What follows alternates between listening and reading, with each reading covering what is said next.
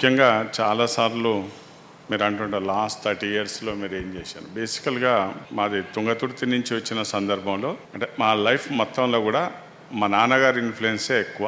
మా నాన్నగారు కూడా ఎక్కడ కూడా ఆయన వివాదాలకు పోవడానికి ఇష్టపడకపోయేవాడు. At the same time issues అన్నిటిని కూడా ఒక సిస్టమేటిక్గా చూసుకొని అనలైజ్ చేసుకునేటువంటి మనస్తత్వం ఉండేది. వారి ద్వారా నేర్చుకున్నటువంటిదే ఇప్పటి వరకు కూడా నడుస్తుంది. అలాగే మా ఇంట్లో కూడా మా అమ్మ అయితుంది, మా తమ్ముళ్ళు అయితుంది, మా చెల్లెలు వాళ్ళంతా కూడా చిన్నప్పటి నుంచి కూడా సరే అందరము ఒకే ఇంట్లో అయినప్పటికీ కూడా మా ఇంట్లో నాకు ఒక ప్రత్యేకమైన ప్రివిలేజ్ ఇచ్చావా సార్. ఆ ప్రివిలేజ్ని మేము ఎంతవరకు కాపాడగలిగినాం, ఏం చేయగలిగినాం పక్కకు పెడితే జీవితం మొత్తంలో కూడా వారు ప్రత్యేకంగా అందరూ ఒకటైతే నా ఒక్కరికి ప్రత్యేకంగా చూసేవారు. అటువంటి పరిస్థితుల నుంచి వచ్చాం.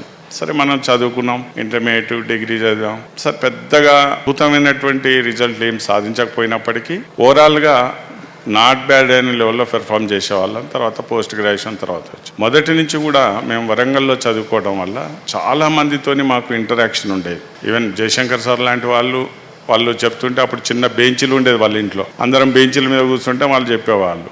వరవరావు సార్ లాంటి వాళ్ళు అయితే మా లెక్చరర్సే. జీవన్ సార్ వాళ్ళంతా మాకు పర్సనల్గా కూడా క్లోజ్ ఉండేవారు. మన బిఆర్ జనార్దన్ రావు సార్ లాంటి వాళ్ళు చాలా ఇష్యూస్ మీద డిస్కషన్ అయ్యేది. అనుకోకుండా వారితో సాన్నిధ్యం ఉండటం, ప్రత్యేకంగా సాన్నిధ్యం ఉన్నది ఒక బిఆర్ జనార్దన్ రావు గారితోటే. కానీ మిగతా వాళ్ళందరూ కూడా వాళ్ళ దగ్గర మేము రెగ్యులర్గా వెళ్ళేవాళ్ళం, చాలామంది వెళ్ళేవాళ్ళం. వెళ్ళే సందర్భంలో చాలా ఇష్యూస్ డిస్కషన్, అంటే వాళ్ళు ట్రూ సెన్స్ ఆఫ్ ఇంటలెక్చువల్స్.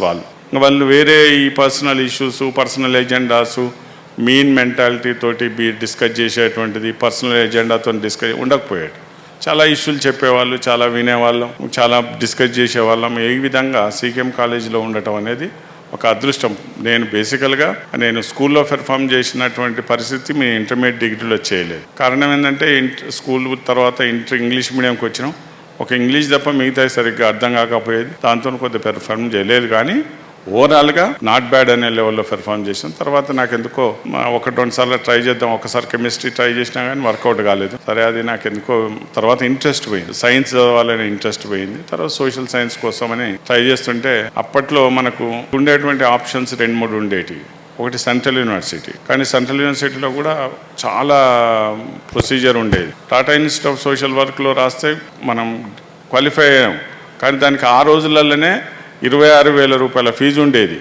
మనం ఫ్రీగా చదువుకోవడానికి ఉండం, కానీ మనం 26,000 కట్టడం మనతో కాని పని అని చెప్పేసి ఇదంతా మనకు కాదని చెప్పేసి ఈ లోపల అదే ప్రయత్నంలో ఉంటే ఇప్పుడు ఇంతకుముందు మన దగ్గర మాట్లాడినటువంటి రమేష్, మేము చిన్నప్పటి నుంచి అంటే 1వ తరగతి నుంచి అంటే ఆల్మోస్ట్ పుట్టినప్పటి నుంచి ఫ్రెండ్స్. వాడు ఇగ్నో డైరెక్టర్గా మొన్న రిటైర్ అయ్యాడు. రమేష్ ఉండే మా దగ్గర ఎలిజిబిలిటీ ఉంది రా అంటే పోయినా, ఎగ్జామ్ రాసినాం, పాస్ అయినాం, సరే వచ్చేసినాం. తర్వాత ఇక గ్రాడ్యువల్గా వచ్చినప్పుడు లా చేసి ప్రొఫెషనల్ అవుదాం అనుకుంటాం. కానీ కొన్ని సందర్భాలలో అది చాలా లేట్ అవుతుంది ప్రొసీజర్, ఇవంతా ఎందుకు అని చెప్పేసి అప్పుడు మళ్ళీ ఈ ఎంప్లాయ్మెంట్ వైపు పోదామని చెప్పేసి ఏపీపీఎస్సీ రాసాం. ఏదో వచ్చింది, సరే అనుకోకుండా వచ్చినందుకు అదే క్రమంలో ఈ కార్యక్రమాలన్నీ చేసాం. ఈ కార్యక్రమాలతో పాటు మాకు వివాహం, మా అంత ఫ్యామిలీ కుటుంబం రావటం, ఉద్యోగ రీత్యా మేము డిఫరెంట్ ఏరియాస్లో ఇద్దరం ఉద్యోగం చేయటం వల్ల మాకు ప్రాబ్లం ఏమొచ్చిందంటే పిల్లల విషయంలో ప్రాబ్లం వచ్చేది. మా అత్త మామగారులు ఇద్దరు పక్కనే ఉండటం, మా కోసమే వాళ్ళు నల్గొండ వచ్చి మా కోసమే మా పక్కన ఉండటం. మా పిల్లలంతా దాదాపు 90% వాళ్ళ కేర్లోనే ఉండేవాళ్ళు. మేము మాత్రం ఉద్యోగం చేసుకొని వచ్చేవాళ్ళం. మీద కుటుంబ జీవితం అంతా కూడా సాఫీగానే ఉంటుంది. అసోసియేషన్ లైఫ్ అనేది మీ అందరికీ తెలిసిందే. పర్సనల్ లైఫ్ కట్ చేసుకున్నప్పుడు కొన్ని ఇష్యూస్ ఎట్లా ఉంటాయి, పర్సనల్ లైఫ్ విషయంలో ఫ్యామిలీలో చిన్న ఇబ్బందులు వస్తుంటాయి. మనం టైం పోకుంటుంటాం, పోలేకపోతాం, ఇబ్బందులు ఉంటాయి.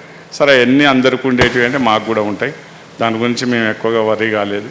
కాకపోతే మాకు ఏదన్నా వివాదం, చిన్న ఇష్యూస్ వచ్చినా ఈ అసోసియేషన్ యాక్టివిటీ మీదనే వచ్చేది తప్ప మిగతా ఎక్కడ రాలేదు. సుదీర్ఘమైనటువంటి అసోసియేషన్ లైఫ్లో యాక్చువల్లీ నేను అసోసియేషన్లోకి రావటం అనేది తెలంగాణ గెస్టెడ్ ఆఫీసర్స్తో వద్దామనుకున్నాం. గెస్టెడ్ ఆఫీసర్స్ వచ్చినప్పుడు అప్పుడు శ్రీనివాస్ గౌడ్ గారు ఉండే, ఏలూరు శ్రీనివాసరావు కూడా అందులోనే ఉండే. అప్పుడు టీజీఓస్లో జాయిన్ అయిన తర్వాత 1 సంవత్సరం తర్వాత టీజీఓస్లో యూనిట్ లేదు. అప్పుడు వాళ్ళు ఏం చెప్పారు, టీజీఓ యూనిట్కు నువ్వు ప్రెసిడెంట్ నువ్వు డిక్లేర్ చేస్తున్నా నువ్వు పోయి మెంబర్షిప్ చేసి అసోసియేషన్ ఫామ్ చేయండి అన్నాడు. దాని ప్రకారంగా నేను ఒక 2500 మెంబర్స్ అన్ని డిపార్ట్మెంట్లో మేము ఎంకరేజ్ చేసి అందరినీ మోటివేట్ చేసి వాళ్ళందరినీ జాయిన్ చేశాం. ఇదే క్రమంలో మళ్ళీ ఒక డిస్కషన్ వచ్చింది, తెలంగాణ మూవ్మెంట్ వస్తుంది అప్పటిగా. మరి ఎట్లా పంచాయతీరాజ్ డిపార్ట్మెంట్ కదా, ఇంత పెద్ద డిపార్ట్మెంట్, దాదాపు PRNDRDలో 1,00,000 మంది ఉంటారు ఎంప్లాయీస్, పార్ట్ టైం అయితేంది, రెగ్యులర్ అయితేంది, స్వీపర్ల దగ్గర నుంచి COల వరకు చాలా మంది ఉంటారు కదా, దీన్ని ఎట్లా చేయాలి అని. సరే మంచిదని చెప్పేసి అప్పుడు మళ్ళీ అప్పటికి AP ఎంపీడీఓస్ అసోసియేషన్ ఉంది, దాన్ని బ్రేక్ చేసేసి మళ్ళీ మనం తెలంగాణ ఎంపీడీఓస్ అసోసియేషన్ పెడదాం, ఇంకా ఆంధ్రలతో మనకు కలవదని చెప్పేసి ఒక నిర్ణయాన్ని తీసుకున్నాం. దాంట్లో ప్రయత్నంగా వచ్చాం. అనుకోకుండా నాకు దాంట్లో చేరాలనే ఇంట్రెస్ట్ కూడా లేకుండే అప్పట్లో. నేను TGOస్లనే కంటిన్యూ అయిదాం అనుకో, కానీ ఒక కాంటెక్స్లో ఎలక్షన్స్ పెట్టాం. దాంట్లో 2-3 వర్గాలుగా తయారై మేమంటే మేము అని పోటీ పడ్డాం. ఆ కాంటెక్స్లో యునానిమస్ రావాలి అంటే నువ్వు ఉంటే యునానిమస్ ఇస్తామన్నారు. అదే కాంటెక్స్లో నాకు కూడా ఒకటి ఏముండే అంటే మనసులో, సరే తెలంగాణ మూవ్మెంట్లో భాగస్వామ్యం కావడానికి ఒక ప్లాట్ఫామ్ కావాలి, ప్లాట్ఫామ్లో మన అందరికీ యునైట్ చేసుకోవడానికి ఒక ఏజెన్సీ ఉండాలని చెప్పేసి అప్పుడు ఎంపీడీఓల సంఘాన్ని టేకప్ చేయడం జరిగింది. ఎంపీడీఓ సంఘం ప్రెసిడెంట్ రావడం, తర్వాత పంచాయతీరాజ్ జేఏసీ ఏర్పాటు చేయడం. మీ అందరి సహకారం, మీరందరూ కూడా గత 30 సంవత్సరాల నుంచి జర్నీలో మీరందరూ భాగస్వాములే. ఈ క్రమంలోనే చాలా ఇష్యూస్లో ప్రమోషన్స్ ఇవన్నీ కూడా చాలా డిస్కషన్స్, నెగోషియేషన్స్ రావడం, తర్వాత అంత అయిపోయిన తర్వాత మళ్ళీ కోర్టు కేసులు రావడం, కోర్టు కేసులు అయిన తర్వాత వాటిని సెటిల్ చేసే క్రమంలో 2 వింగ్ల మధ్యన వివాదం రావటం, వాళ్ళు కోర్టు పోవటం, ఇవన్నీ కూడా ప్రాసెస్ జరిగింది. సరే ఏ ప్రాసెస్ అయినా అదొక మనకు చట్టబద్ధంగా స్ట్రెయిట్ అవే, ఫర్ ఎగ్జాంపుల్ ఒక రోడ్డు ఉంటే మనం స్ట్రెయిట్ అవే పోతాం. మనం రోడ్డు లేదు, అదొక ఫారెస్ట్, హిల్ టెరెన్స్ ఉన్నాయి. మనకు ఉన్నటువంటి ప్రాబ్లం ఏంటి, మనం చేరాలి అన్నప్పుడు దాన్ని అంతా కూడా క్లియర్ చేసుకోవాల్సి వస్తుంది. దాంట్లో భాగంగానే చాలా మనం డిపార్ట్మెంట్లో మనకు సరైనటువంటి ఛానల్ లేకపోవడం, సరైన ప్రొసీజర్స్ లేకపోవడం, సరైనటువంటి రూల్స్ లేకపోవడం, ఏ రకమైనటువంటి ఫేవర్ చేయడానికి కావాల్సిన అట్మాస్ఫియర్ లేకపోవడం, విత్ ఇన్ ద ఆఫీస్లో కూడా అంత వ్యతిరేకం ఉండటం, ఈ కాంటెక్స్ట్లో చాలా ఎక్సర్సైజ్ చేయాల్సి వచ్చింది. ఈ ఎక్సర్సైజ్ నేను ఒక్కనే చేసినాన్ని కూడా ఎక్కడ అనుకోవద్దు. అందరం మేము ఎంపీడీఓ సంఘం ఉన్నప్పుడు యాదయ్య గారు ఉండే, అరుణ మేడం ఉండే, అప్పుడు మేము అందరం కలిసి చేసినాం. తర్వాత శ్రీనివాస్ ఎంపీడీఓ సంఘంలోకి వచ్చాడు, మేమిద్దరం కలిసి మళ్ళీ చేసాం. ఆ తర్వాత చాలా క్రమంలో చాలా ఎక్సర్సైజ్ చేసుకుంటూ ఫైనల్గా ఏది ఏమైనా గవర్నమెంట్ అనుకూలంగా ఉండే అప్పుడు మనం తెలంగాణ ఉద్యమంలో భాగస్వామ్యమైన తెలంగాణ ఉద్యమంలో మనకు చాలా గుర్తింపు వచ్చింది పంచాయతీరాజ్ జేఏసీకి, ఎంపీడీఓల సంఘానికి. ఆ గుర్తింపునే మనం ఆసరాగా తీసుకుని, అంటే మీ అందరు చూసిన 2014లో తెలంగాణ ఏర్పాటు అయిన తర్వాత ఆ రోజు నమస్తే తెలంగాణ పత్రిక అన్ని డిపార్ట్మెంట్ల ఎజెండాను ప్రకటించింది. అంటే తెలంగాణలో పంచాయతీరాజ్ అన్ని డిపార్ట్మెంట్లు, ఏ డిపార్ట్మెంట్లో ఏం చేయాలి అన్నప్పుడు అప్పుడు మీకు ఐడియా ఉంటుంది. అప్పుడు TRS పార్టీ ఇన్ఛార్జిగా ఉండే ప్రొఫెసర్ శ్రీనివాస్ రెడ్డి గారు ఏమన్నాడంటే, పంచాయతీరాజ్ డిపార్ట్మెంట్లో రాఘవేంద్ర ఉండే కదా, ఆయనతోనే రాయించండి అని చెప్పాడు. సరే మంచిది సార్, నాకు నా నెంబర్ లేకుండా ఆయన దగ్గర. అప్పుడు నా నెంబర్ తీసుకొని, రాఘవేంద్ర నీకు Panchayati Raj department PRNDRD department agenda రాయాలను నువ్వు రాసి పంపన్నాడు. అంటే నేను అంతా రోజు కూర్చొని మొత్తం అన్ని సీక్వెన్స్ ప్రకారంగా రాసి అంత పంపిన తర్వాత నేను సార్కి ఏం చెప్పినాడు, సార్ మీరు ఎడిట్ చేస్తే మాత్రం నేను పంపనని చెప్పి, నేను ఎడిట్ చేయను కానీ ఏమైనా యాడ్ చేయొచ్చు అన్న, నాకు చెప్పి చేయాలి సార్ అన్న. సరే మంచిది అని చెప్పేసి ఆ రోజు దాన్ని చూసిన తర్వాత నన్ను రమ్మంటే మళ్ళీ నేను శ్రీనివాస్ రెడ్డి సారు ఇల్లు హిమాయత్ నగర్లో ఉంటుంది, హిమాయత్ నగర్ పోతే ఒక రోజు ఉదయం నుంచి సాయంత్రం దానికి కూర్చొని వాళ్ళ ఇంట్లోనే భోజనం పెట్టిండు, మొత్తం డిస్కస్ చేసేసి ఫైనల్ చేసి పంపి. అది ఆ రోజు ప్రభుత్వంలో అత్యంత పెద్ద డిస్కషన్ పాయింట్. యాక్చువల్గా ఫస్ట్లో ఉన్నటువంటి అంటే కేసీఆర్ గారు సీఎం అయిన తర్వాత ఇదే డిపార్ట్మెంట్లు అన్ని డిపార్ట్మెంట్ ఎజెండాలన్నీ రివ్యూ అయిన సందర్భంలో పంచాయతీరాజ్ ఎజెండాకు సంబంధించిన రివ్యూలో ఇది చాలా బాగుంది, మనందరం కలిసి చేయాలి, ఇది ఎవరు రాసినట్టు ఇట్లా రాఘవేంద్ర రాసిండు అంటే ఆయన నాకు తెలుసు, మన జేఎస్ చైర్మన్ కదా, ఓకే చేద్దామని చెప్పి. ఇదే క్రమంలో ఇక మనం కంటిన్యూస్గా అదే రిప్రజెంటేషన్ మళ్ళీ ఇవ్వటం, ముఖ్యమంత్రి గారికి ఇవ్వటం. ఇక ఆ ఉద్యమంలో ఉన్నటువంటి నెట్వర్క్లో మనం భాగస్వామ్యమైన సందర్భంగా శ్రీనివాస్ గౌడ్ గారు అయితేంది, జగదీశ్వర్ రెడ్డి గారు అయితేంది, జగదీశ్వర్ రెడ్డి గారు అయితేంది, హరీష్ రావు గారు అయితేంది, KTR గారు అయితేంది, వీళ్ళందరూ కూడా, వినోద్ కుమార్ గారు, వీళ్ళందరూ కూడా మనకు చాలా ఆ ఉద్యమ నేపథ్యంలో చాలా దగ్గరైంది. సరిగా వాళ్ళని పర్సూ చేయటం, వాళ్ళ దగ్గర పోవటం. మరి ఆ రోజు మనం అనుకున్నాం కదా ఇది చేయాలి కదా, మా ఇష్యూ చేయాలి కదా అన్నప్పుడు చాలా నెగోషియేషన్స్ తర్వాత ఈ సీనియారిటీ అంతా ఫైనల్ అవ్వటం, ఎన్నో మళ్ళీ ఫైనల్ అయినాక కూడా అడ్డంకులు రావటం, అఫీషియల్గా మనకు సరి అయినటువంటి సహకారం రాకపోవటం, ఇవన్నీ జరిగినాయి. ఈ క్రమంలో చాలా మంది నాతో పాటు ఒక 20-30 మంది ఏ స్టేజ్లో, ప్రతి స్టేజ్లో కూడా ఒక్కొక్కరు పనిచేసేవాళ్ళు. ఉదాహరణకు సెక్రటరీ పోయినాం అనుకోండి, కార్తీయన్ ఉండేది, శ్రీనివాస్ ఉండేటోడు. బయట వచ్చినాం అనుకోండి, నవీన్ ఉండేటి, నరసింహులు ఇట్లా ఉండేవాళ్ళు. ఇట్లా మనం నల్గొండ పోయినాం అంటే సురేష్, మోహన్ రావు గారు వాళ్ళు ఉండేవాళ్ళు. చాలా మంది ప్రతి ఒక్కరు కూడా అంటే సరే వాళ్ళకు ఉన్నటువంటి ఆపర్చునిటీ. చాలా మంది ఏమనుకుంటారు అంటే అందరు మాయమాట రావాలంటే ఎవరి కన్స్టెంట్స్ వాళ్ళకు ఉంటాయి. ఎంపీడీ ఉద్యోగానికి అందరూ రావడానికి వీలు కాదు. ఆ కాంటెక్స్ట్లో ఎవరు ఎక్కడ అవకాశం ఉన్నప్పుడు వాళ్ళను అక్కడ వినియోగించి ఒక క్రమ పద్ధతిలో మనం సక్సెస్ అనేది అంటే ఈరోజు మనకు లక్ష్యము దారి లేనటువంటి మన డిపార్ట్మెంట్లో ఈరోజు ఒక మంచి నేషనల్ హైవే లాంటి రోడ్డు ఉంది. ఇప్పుడు చేయాల్సిన పని ఏంటి అంటే దాంట్లో ప్రయాణం చేసి మన లక్ష్యం వైపు పోవాల్సి వస్తుంది. అసోసియేషన్లో చాలా మందిని చూస్తుంటాం, అంటే ఎమోషన్స్ రేజ్ చేస్తారు. ఎమోషన్స్ అంటే ఉదాహరణకు నాకు ఇది కావాలనుకొని చాలా మందికి ఉంటుంది. నేను సీఓనైనా నేను చాలా పెద్ద కుర్చీ కావాలనుకుంటాను, నాకు ఇది నాకు ఇన్నోవా వెహికల్ గవర్నమెంట్ ఇవ్వాలంట. ఇవన్నీ ఉండటం సహజం, ఎందుకంటే వేరే డిపార్ట్మెంట్లు అక్కడక్కడ ఉంటాయి. కానీ మన దాంట్లో ఏమైందంటే ఉంటే బాగుండనే కోరిక అందరికి ఉంటుంది. కాబట్టి నేను ఇప్పిస్తా అనడం అనేది గొప్ప విషయం కాదు. ఇప్పించగలుగుతాడా అనే దాంట్లో ఉన్న ఇబ్బందులు ఏంటి అనేది చెప్పగలిగినోడే అసలైన లీడర్షిప్ ఉంటుంది. అన్నిటికీ మేము ఇస్తాం, మేము చేస్తాం, మేము చేయగలుగుతాం అంటే ఏమైతుంది చూస్తున్నారు. చాలా అసోసియేషన్స్ అసంతృప్తిగా చాలా నిరాధరణ గురైపోయి లాస్ట్కు ఏదో ప్రెసిడెంట్ అని ఏదో కుర్చేయడానికి తప్ప ఆ ప్రెసిడెంట్కి గుర్తింపు కూడా వచ్చే అవకాశం లేదు. అట్లా అసోసియేషన్స్ అన్నీ కూడా ఒక సిస్టమేటిక్గా కనుక వర్క్ చేసుకుని మనలాంటి డిపార్ట్మెంట్, మనది క్రిటికల్ డిపార్ట్మెంట్, మనకు ఒకవైపు గవర్నమెంట్ నుంచి పెద్ద సపోర్ట్ ఉండదు, ఎప్పుడు కూడా మనకు అడ్మినిస్ట్రేషన్ నుంచి కూడా పెద్ద సపోర్ట్ ఉండదు. కాబట్టి మన అందరం కూడా ఒక సిస్టమేటిక్గా పోయినట్టయితే మన అసోసియేషన్ కంటిన్యూ అవుతుంది. ఇప్పుడు కూడా భవిష్యత్తులో కూడా నడుచుకునేటువంటి అవకాశం ఉంటుంది. ఈ కంటెక్స్లో చాలా మంది అంటుంటారు మీరు కంటిన్యూ అవుతారా, మీరు చేస్తారా అంటే ఇక్కడ ఏంటంటే ఎల్లుండి వరకు నేను ఏదైనా రిప్రజెంట్ చేస్తే నేను అసోసియేషన్ ప్రెసిడెంట్, 30వ తారీఖు తర్వాత నేను కనుక ఇన్వాల్వ్ అయితే నీకున్న ఇంట్రెస్ట్ ఏందో అనే దానికి సమాధానమే ఉండదు. ఎప్పుడు కూడా ప్రొఫెషనల్గా ఎవరు సీట్లో ఉంటే వాడి చేయాలి తప్ప ఇంకోటి వచ్చి వాన్ తరపున చేస్తామంటే అది చట్టబద్ధం కాదు, కరెక్ట్గా మోరల్గా కూడా కరెక్ట్ కాదు. ఏదైనా సందర్భం వచ్చింది మరి ఏం చేస్తే బాగుంటుంది అనేటువంటి అప్పుడు ఏదైనా చెప్పడానికి నేను సిద్ధమే, కానీ అంతకన్నా ఎక్కువగా నా నుంచి మీరు అసోసియేషన్కి ఎక్స్పెక్ట్ చేయడం కూడా చాలా తప్పు. ఇంకోటి నేను వేరే ఇష్యూస్లో సరే నేను ఇంకా ఫ్యూచర్ ప్లాన్ అంటూ ఏమీ తయారు చేసుకోలేదు, దానికి ఏం లేదు. 1-2 months తీసుకుంటాం. ఈ టోటల్గా మా జర్నీ అంతా కూడా చాలా ఎక్కడ ప్రతిదీ సమస్యతోనే కూడుకున్నప్పటికీ అన్ని సమస్యలను అధిగమించాం. అన్ని రకాలుగా మా కుటుంబం కానివ్వండి, మా ఫ్యామిలీస్ కానివ్వండి, మేము కానీ, మా అమ్మ నాన్నలు, మా తమ్ముళ్ళు, మా చెల్లెలు, మా కుటుంబం, మా అత్త మామలు వీళ్ళంతా కూడా ఒక కంఫర్టబుల్గా ఉన్నటువంటి వాళ్ళం. మేమేం పెద్ద ఇబ్బందులలో కానీ ఏ రకంగా కానీ లేము. కాకపోతే రిలేటివ్లీ వేరే వాళ్ళతో పోలిస్తే మీరు ఏముందంటే అది వేరే విషయం, కానీ మాకు మేముగా కంఫర్టబుల్గా ఉన్నాం.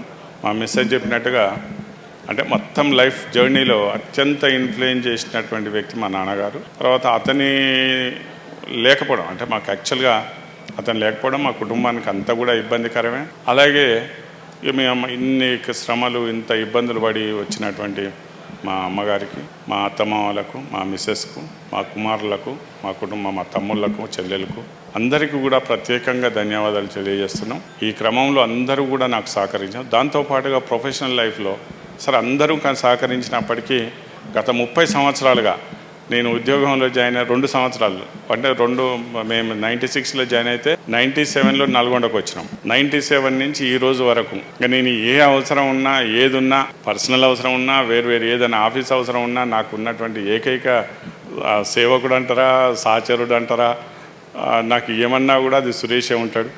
ఆ సురేష్ మాత్రం మొదటి రోజు నుంచి కూడా నేను జాయిన్ అయిన మొదటి రోజు నుంచి నాకు ఆఖరికి నన్ను బండి దించిరాపో ఇంటి దగ్గర దించు అంటే కూడా నన్ను దించేసేది ఆయనే ఉండేది. ఇట్లా చాలా రకాలుగా మంది ఇప్పుడు నగేష్ ఉన్నాడు, బట్ జీవితకాలం మేము ఎప్పుడో 2001లో జాయిన్ అయినప్పుడు వచ్చిండ్రు.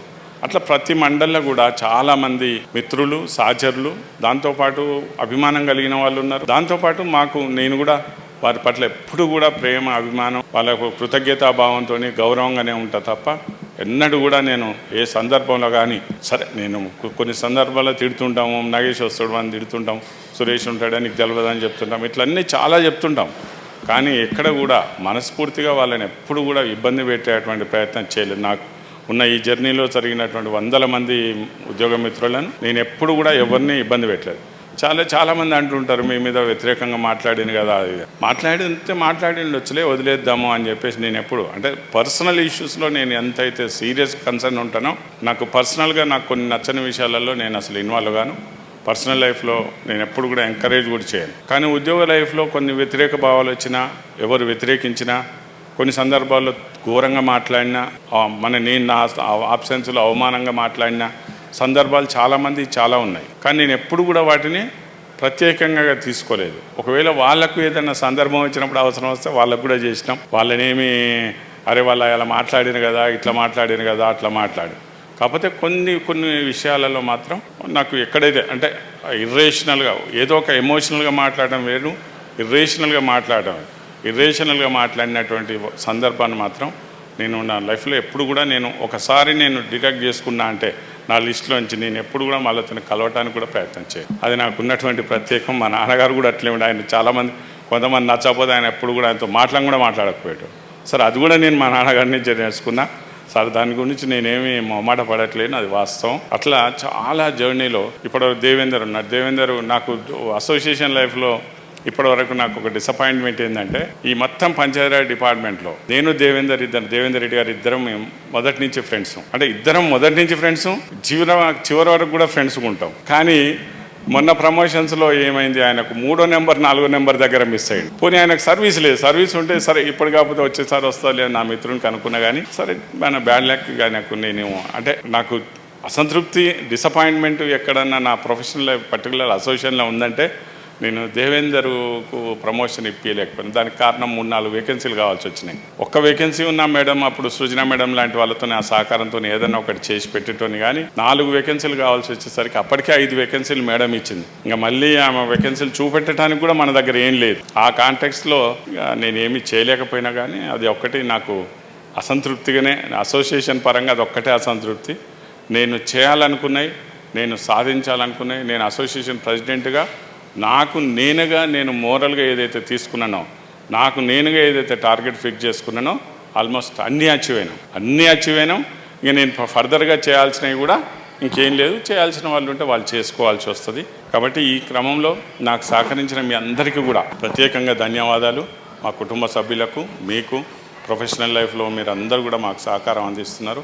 అసోసియేషన్లో కూడా చాలా, కాకపోతే ఫేస్ నాది ఉంటుండే చాలామంది చాలా రకాలుగా సపోర్ట్ చేసేవాళ్ళు. అదృష్టవశాత్తు మేము ఉస్మానియా లైఫ్లో ఉండటం వల్ల చాలామంది సెక్రటరియట్ ఎంప్లాయీస్ ఉన్నారు. మాధవ్ మేడం లాంటి వాళ్ళు ఉన్నారు. వాళ్ళందరూ కూడా మాకు ఫ్రెండ్స్ ఉండేవాళ్ళు. వాళ్ళు ఎక్కడికి పోయినా కూడా అరే అన్న నువ్వు వచ్చినావు కదా అంటే ఇది ఇట్లా ఉందంటే ఓకే మేము చేసేస్తాం మేము వాళ్ళ సెక్షన్ కాకుండా ఆ డిపార్ట్మెంట్లో ఉన్న మిగతా వాళ్ళని కూడా పిలుచుకొని వాళ్ళు చేసేవాళ్ళు. అట్లాగే మనకు అన్ని రకాలుగా మనకు ప్రత్యేకమైన అభిమానం ఏం లేదు. కొంతమంది సెక్షన్స్ సెక్రటరియట్లో పోతే వాళ్ళు మనం పొంగనే మీరు వచ్చి కదా చేస్తామండి. మాధవ్ మేడం లాంటి వాళ్ళు, శైలజ వాళ్ళంతా కూడా మనకేం ప్రత్యేకమైనటువంటి పరిచయం కానీ ప్రత్యేకమైనటువంటిది ఏమీ లేదు. వాళ్ళు ఒక సెక్షన్ ఆఫీసర్స్. ఏదో మనం పోయినా 2-3 సార్లు మాట్లాడితే మీరు చేయాలి సార్. అప్పారావు గారు ఇవ్వాలనే వచ్చిండు, మన జిఏడీలో ఉండి ఇప్పుడు సెర్ఫ్లో డైరెక్టర్. రాఘవేందర్ మీ అన్నీ చేయాల్సిందే, ఇది ఎట్లనే చేద్దాం పాట అని చెప్పి సహకరించేవాళ్ళు అందరూ కూడా. అంటే యాక్చువల్గా చాలామంది ఏమనుకుంటున్నారు మనం ఏమి చేయలే, వాళ్ళందరూ అభిమానంతో మనకు ఎక్కువ సహకరించను. అందరి సహకారం అందుకోవడం వల్లే మనం ఈరోజు సక్సెస్ఫుల్గా ఉన్నాం. మన డిపార్ట్మెంట్ కూడా మనందరం కూడా ఒక గౌరవప్రదమైన పొజిషన్లోకి రాగలిగినాం. సంతోషం. కొంతమంది రిటైర్ అవుతున్నారు, అందరూ రిటైర్ కావాల్సిందే. కాబట్టి రిటైర్మెంట్ అనేది నేను సహజంగా తీసుకుంటున్నా. దీన్ని ప్రత్యేకంగా బేసికల్గా నాకు ఇష్టం లేదు. ఇంకోటి ఏంటంటే ఇవన్నీ కూడా పెద్ద ప్రోగ్రామ్స్, ఎక్స్పెన్సివ్, ఇదంతా కూడా నాకు పర్సనల్గా నేను ఎప్పుడు ఎంకరేజ్ చేయను, నాకు ఇంట్రెస్ట్ కూడా ఉండదు. కానీ మరి ఇక్కడ ఉన్నటువంటి పరిస్థితులలో నా ప్రమేయం ఏమీ లేకుండా ఇంత ఆర్భాటంగా చేసి ఎక్స్పెన్సివ్ ప్రోగ్రామ్ నిర్వహించినటువంటి వాళ్ళను అభినందించాలనో ఏమనాలో కూడా నాకు తెలియదు. కానీ చేసినందుకు మాత్రం చాలా ధన్యవాదాలు, కృతజ్ఞతలు. మరీ ఒకసారి మళ్ళీ అందరికీ కూడా నా ప్రొఫెషనల్ జర్నీలో, నా కుటుంబ జర్నీలో సహకరించిన అందరికీ కూడా మీ అందరికీ మరొకసారి ధన్యవాదాలు తెలియజేస్తూ ముగిస్తున్నాను. Thank you.